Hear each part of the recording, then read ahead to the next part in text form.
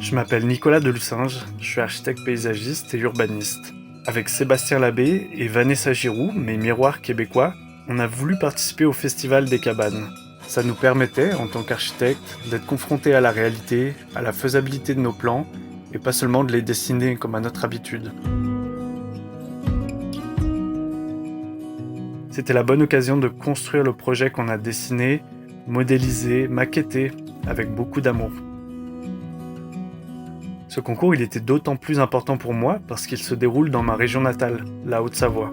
Le but, c'est vraiment d'intégrer notre construction au paysage montagneux, d'offrir un point de vue particulier sur un des sites des sources du lac d'Annecy.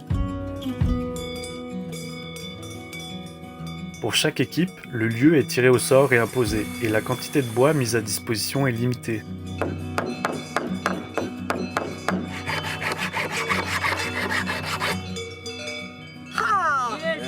Et nous, on s'est retrouvés au Caillet, sur les terres de Damien Vacherandonnant. Je suis Vacherandonnant Damien, agriculteur à Setnex depuis 2003. Je suis en GAEC avec mon épouse et puis on travaille en famille.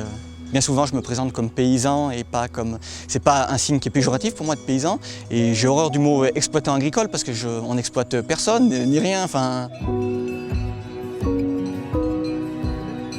Alors nous, notre cabane, elle est placée à la lisière du bois, près du petit chemin qui longe les pâtures de Damien.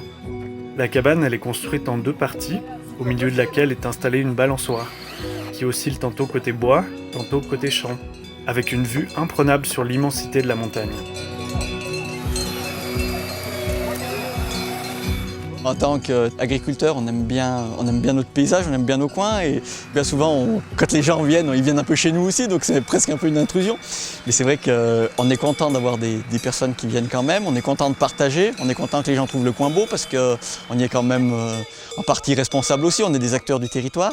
Et c'est vrai qu'on m'avait demandé pour mettre la cabane à un endroit et puis ils voulaient la mettre à un endroit où les vaches aiment bien se mettre l'été, elles aiment bien être au frais tout. Et puis j'ai dit ça serait peut-être mieux de la mettre le long du chemin, puis en même temps ça permet aux gens aussi de respecter les pâtures, respecter les parcs, de pas trop gaspiller l'herbe et puis de créer un cheminement normal et puis intéressant. Vu la conjoncture de la cabane, elle est vraiment appropriée au lieu et puis elle est dans une direction ouverte sur la vallée, dans l'ouverture naturelle, à la limite entre le pré, la lisière, vraiment très adapté. Et en plus le nom, tout, je trouve que c'est vraiment sympathique et ouais, je suis très content le hasard, enfin si on croit au hasard, fait bien les choses quoi.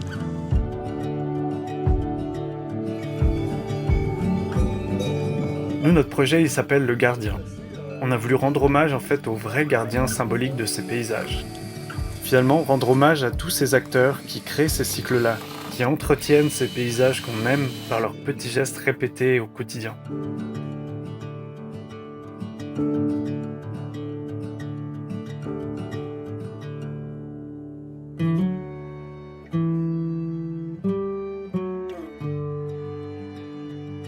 Le gardien, c'est une responsabilité, du coup, c'est même lourd à porter presque, parce que le gardien, du coup, on a l'impression de devoir surveiller, alors que bon, on est juste là pour un passage, quoi. Enfin, comme un gardien aussi qui va garder un lieu pendant un moment. C'est un lieu qui est paisible, qui est apaisé. On se voit bien rester dans la cabane pour garder les lieux, même à rien faire, on va pas trouver le temps long, quoi.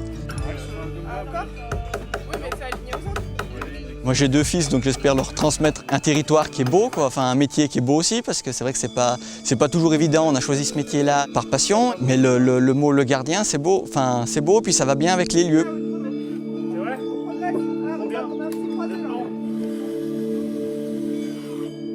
Le gardien, il a comme un cœur qui bat et qui est symbolisé par la balançoire. Le visiteur est placé dans un rôle actif, il est le gardien, il le fait vivre. Le gardien le balance entre l'immensité de la montagne et la micro-vie du boisement.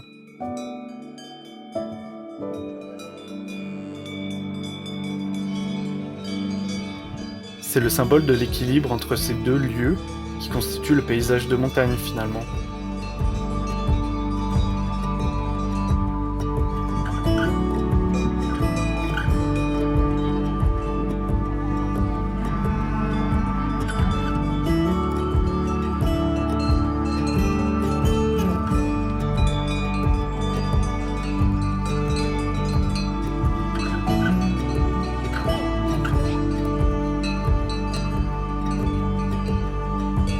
qui est petit assaut et vissage, en l'air, tous les travaux en l'air sont assez compliqués. Et le câblage, ça fait mal aux doigts.